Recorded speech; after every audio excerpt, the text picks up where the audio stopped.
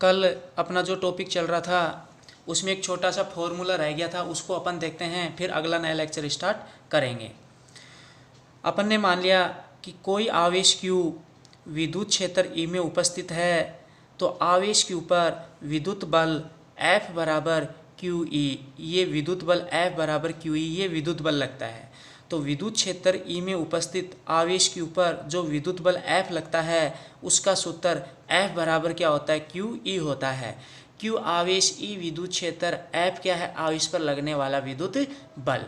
तो F जो ये अपने पास विद्युत बल, ये जो F बल है विद्युत बल सदिश राशि F के ऊपर सदिश, तो ये सदिश F बराबर Q आवेश सदिश राशि, ऐसे के सदिश नहीं लगेगा। E विद्युत क्षेत्र जो होता है यहाँ पर सदिश राशि, E विद्युत क्षेत्र सदिश राशि, तो ये क्या आ जाएगा, सदिश लगाएंगे के ऊपर सदिश E आ जाएगा।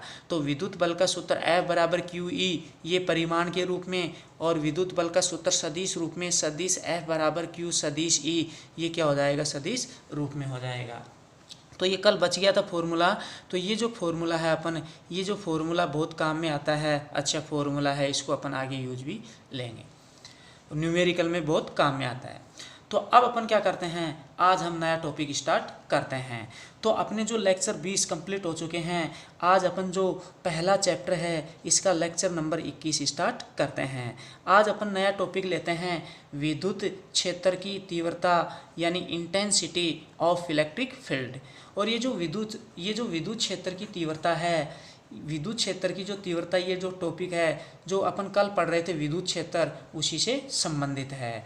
तो इसको समझने के लिए अपन देखते हैं कि अपन ने मान लिया ये जो बिंदु है, इस बिंदु पर कोई धनावेश प्लस Q आवेश यहाँ पर है, तो इस आवेश के कारण चारों ओर ये क्या होगा, विद्युत क्षेत्र। तो ये मैंने विद्युत क्षेत्र दिखा दे इस आवेश का। अब यहाँ पर जो विद्युत क्षेत्र है, इस विद्युत क्षेत्र में ये बिंदु ले लिया अपन ने, तो इस बिंदु पर अपन क्या निकालेंगे, विद्युत क्षेत्र की तीव्रता। तो विद्युत क्षेत्र में किसी बिंदु पर जो विद्युत क्षेत्र की तीव्रता है, उस बिंदु पर उपस्थित जो आवेश है, उस आवेश पर लगने वाला जो विद्युत बल है तथा आवेश के परिमाण के अनुपात के क्या होती है, बराबर होती है। तो ये विद्युत क्षेत्र की तीव्रता होती है। अब इसको अपन थोड़ा सा समझते हैं अपन यहाँ पर। अब अपने यहाँ पर इसमें देखते हैं कि विद्युत क्षेत्र में ये बिंदु ले लिया, तो विद्युत क्षेत्र में इस बिंदु पर अपन क्या निकालेंगे, विद्युत क्षेत्र की तीव्रता। तो इस बिंदु पर विद्युत क्षेत्र की तीव्रता निकालेंगे, और जो विद्युत क्षेत्र की तीव्रता है उसको भी अपन सदिश E या E से ही लिखेंगे।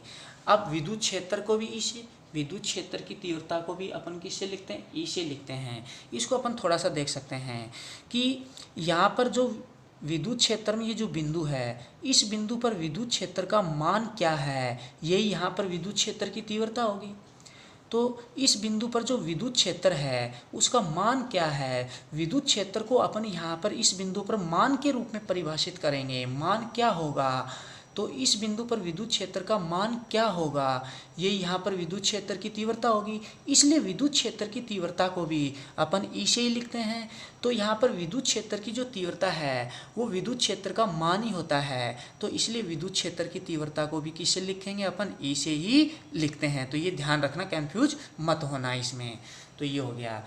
तो अब अपन ने मान लिया कि विद्युत क्षेत्र में ये जो बिंदु है, इस बिंदु के ऊपर परीक्षण आवेश जो Q0 है वो अपन ने इस बिंदु पर यहाँ पर रख दिया। तो इस बिंदु पर विद्युत क्षेत्र की तीव्रता E बराबर क्या हो जाएगा, इस बिंदु पर परीक्षण आवेश Q0 पर लगने वाला जो विद्युत बल है, क्योंकि जब कोई आवेश Q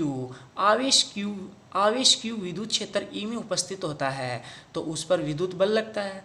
तो यहाँ पर परीक्षण आवेश Q0 विद्युत क्षेत्र में है, तो Q0 पर विद्युत बल लगेगा। मान लो विद्युत बल F लग रहा है, और इस बिंदु पर जो परीक्षण आवेश Q0 है इसका मान होगा, इसका जो मान है वो परिमाण के रूप में लेंगे। तो परीक्षण आवेश Q0 का जो मान यानी परिमाण के रूप में लेंगे, तो Q0 का परिमाण क्या हो गया, Q0। तो यहाँ पर परीक्षण आवेश Q0 का जो मान परिमाण के रूप में Q0, तो ये Q0 का अपन ने परीक्षण आवेश Q0 का जो परिमाण है Q0, इसका भाग दे दिया अपन ने, F में भाग दे दिया, तो ये आ गया। तो यहाँ पर इस बिंदु पर विद्युत क्षेत्र की जो तीव्रता है, इस बिंदु पर उपस्थित आवेश पर लगने वाला जो विद्युत बल है तथा इस बिंदु पर आवेश का जो परिमाण है इसके अनुपात के बराबर होती है। तो इस बिंदु पर विद्युत क्षेत्र की तीव्रता E बराबर F/Q0 ये हो जाएगी। तो E बराबर F/Q0। अब अपन इसमें देखते हैं, अब इसको अपन ये परिमाण के रूप में विद्युत क्षेत्र की तीव्रता, इसको सदिश रूप में अपन लिखते हैं।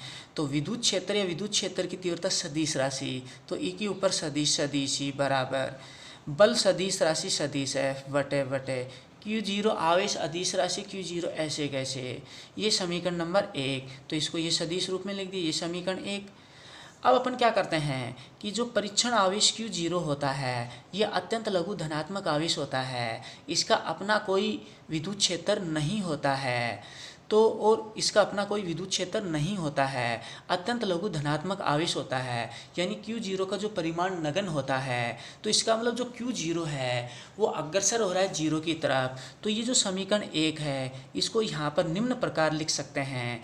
तो इसको लिमिट लगाकर लिखेंगे सदिशी सदिशी ये बराबर, अब लिमिट लगाएंगे यहाँ पर लिमिट, तो लिमिट लगाएंगे तो लिमिट परीक्षण आवेश Q0 टेंड्स टू 0, Q0 यानी Q0 या Q0 या Q0 टेंड्स टू 0, यानी जो Q0 है वो अग्रसर हो रहा है 0 की तरफ। क्यों? क्योंकि अत्यंत लघु धनात्मक आवेश होता है। अब क्या बच गया, सदिश F/Q0, लिमिट यहाँ पर, तो सदिश F/Q0। तो ये फॉर्मूला ऐसे कैसे यहाँ पर आ जाएगा, तो सदिश F/Q0 ये ऐसे कैसे यहाँ पर आ गया। तो समीकरण 1 को अपन इस प्रकार निम्न प्रकार अपन लिख देते हैं यहाँ पर, ये हो गया यहाँ पर, तो ये हो गया। अब यहाँ पर परीक्षण आवेश Q0 जब अपन लेते हैं तो ये अत्यंत लघु धनात्मक आवेश, इसका अपना कोई विद्युत क्षेत्र नहीं होगा। तो इसका अपना कोई विद्युत क्षेत्र नहीं होगा, ना के बराबर होगा। तो इस धनावेश इस आवेश के कारण जो वास्तविक विद्युत क्षेत्र है, जो वास्तविक विद्युत क्षेत्र उसका मान आ जाएगा। तो जो इसके कारण वास्तविक विद्युत क्षेत्र की तीव्रता यहाँ पर आ जाएगी। तो इसलिए यहाँ पर अपन ने क्या लिया, परीक्षण आवेश ही कि अपन ने Q0 लिया है यहाँ पर, तो इसलिए परीक्षण आवेश Q0 लिया है यहाँ पर अपन ने। तो ये हो गया। अब अपन इसमें देखते हैं यहाँ पर, अब अपन ने मान लिया यहाँ पर ये एक कोई चालक प्लेट है इस प्रकार, ये कोई दूसरी चालक प्लेट है। इन चालक में तो ये जो चालक प्लेटें हैं इनके बीच में थोड़ा सा गैप है, तो एक दूसरे से कुछ दूरी पर रख दी। तो इस प्लेट को बैटरी के धन ध्रुव से जोड़ते हैं, इस प्लेट को बैटरी के ऋण ध्रुव से जोड़ते हैं, तो ये प्लेट धनावेशित हो जाती है, ये प्लेट ऋणावेशित हो जाती है। अब दोनों प्लेटों के बीच में समरूप यानी एक समान विद्युत क्षेत्र उत्पन्न हो जाता है। धनावेश के कारण विद्युत क्षेत्र की दिशा यहाँ बाहर की ओर, ऋणावेश के कारण विद्युत क्षेत्र की दिशा अंदर की ओर। तो यहाँ पर देख सकते हैं धनावेश के कारण विद्युत क्षेत्र दिशा बाहर की ओर, इस ऋणावेश के कारण विद्युत क्षेत्र की दिशा देखो ये क्या है, अंदर की ओर। तो ऋणावेश कारण अंदर की ओर होगी, धनावेश कारण ये बाहर की ओर होगी। तो विद्युत क्षेत्र की जो दिशा है इन प्लेटों के बीच में धनावेश से ऋणावेश की ओर, धनावेश से ऋणावेश की ओर ऐसे हो जाएगी। तो यहाँ पर विद्युत क्षेत्र की दिशा ये ऐसे हो जाएगी, ये ऐसे हो जाएगी, ये ऐसे हो जाएगी, ये ऐसे हो जाएगी। तो ये हो गया इसमें। जब कोई आवेश Q विद्युत क्षेत्र में उपस्थित होता है तो उस पर विद्युत बल लगता है। अब अपन ने मान लिया कि प्लेटों के बीच में यहाँ पर ये विद्युत क्षेत्र है सदिशी हर जगह। तो ये धनावेश यानी +Q आवेश विद्युत क्षेत्र में उपस्थित है। तो इस धनावेश पर जो विद्युत बल है वो विद्युत क्षेत्र की दिशा में लगेगा। विद्युत क्षेत्र ऐसे, तो धनावेश पर विद्युत बल विद्युत क्षेत्र की दिशा में ऐसे, तो ऐसे लगेगा, तो ये लग जाएगा यहाँ पर। तो इस पर विद्युत बल क्या होगा, सदिश F बराबर होगा। अब ये धनावेश का मतलब +Q, तो परिमाण Q, तो यहाँ पर Q, तो Q की जगह Q आ गया। विद्युत क्षेत्र हर जगह सदिशी, तो सदिशी की जगह क्या आ गया, सदिशी आ गया। अब विद्युत क्षेत्र में ये अपन ने ऋणावेश मान लिया, तो ऋणावेश पर विद्युत क्षेत्र में ऋणावेश पर जो विद्युत बल है वो विद्युत क्षेत्र के विपरीत दिशा में, तो इस पर विद्युत बल ऐसे लग जाएगा। तो इस पर जो विद्युत बल है वो सदिश है बराबर ये ऋणावेश का मतलब क्या होगा, -Q आवेश, तो इसका परिमाण लेंगे तो Q हो जाएगा। तो Q की जगह Q हो गया, तो ये Q आ गया। विद्युत क्षेत्र यहाँ पर प्लेटों के बीच में हर जगह E है, सदिश E है हर जगह, तो सदिश E, तो यहाँ पर क्या आ गया, सदिश E आ गया, तो ये हो गया। तो विद्युत क्षेत्र में धनावेश पर जो विद्युत बल है वो विद्युत क्षेत्र की दिशा में लगता है। विद्युत क्षेत्र में ऋणावेश पर जो विद्युत बल है वो विद्युत क्षेत्र के विपरीत दिशा में लगता है, तो ये विपरीत दिशा में लग गया। तो ये हो गया अपने पास, तो ये अपने पास हो गया। या वैसे भी थोड़ा सा और अपन इसमें देख सकते हैं कि धनावेश के कारण धनावेश क्या होगा, प्रतिकर्षित होगा, प्रतिकर्षण बल लगेगा, तो विद्युत बल ऐसे विद्युत क्षेत्र दिशा में लगेगा। ये ऋणावेश, तो यहाँ पर जो ऋणावेश है, इन ऋणावेश के कारण ये जो ऋणावेश, इन ऋणावेश के कारण ये जो ऋणावेश है ये क्या होगा, प्रतिकर्षित होगा। इस पर प्रतिकर्षण बल ऐसे लगेगा बाहर की ओर, तो इस पर जो विद्युत बल है, वो जो विद्युत क्षेत्र है, इस विद्युत क्षेत्र के क्या होगा, विपरीत दिशा में लगेगा। तो ऐसे भी अपन इसको देख सकते हैं, समझ सकते हैं। तो ये अपना हो गया। अब इसके बाद अपन क्या करते हैं कि जो विद्युत क्षेत्र की तीव्रता है उसका अपन यहाँ पर क्या निकालेंगे, मात्रक एवं वी में सूत्र। तो मात्रक निकालते हैं, तो विद्युत क्षेत्र की तीव्रता का सूत्र सदिश ई बराबर ये लिख दिया, F बल का न्यूटन बटे Q0 आवेश का कूलाम हो जाएगा। न्यूटन को सिंबल से अपन N से लिखेंगे बटे कूलाम को C से लिखेंगे।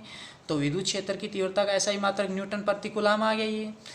और विद्युत क्षेत्र की तीव्रता का एक अन्य मात्रक, दूसरा मात्रक और होता है वोल्ट प्रति मीटर। ये भी एक दूसरा मात्रक होता है विद्युत क्षेत्र की तीव्रता का, वोल्ट प्रति मीटर। ये कैसे आया, ये प्लेट धनावेशित है तो ये प्लेट धन विभव पर, ये प्लेट ऋणावेशित है तो ये जो प्लेट ऋण विभव पर होगी, तो ये धन विभव पर, ये ऋण विभव पर। तो दोनों प्लेटों के बीच में क्या होगा, विभवांतर। तो प्लेटों के बीच में विभवांतर क्या मान लिया, वी मान लिया अपन ने यहाँ पर।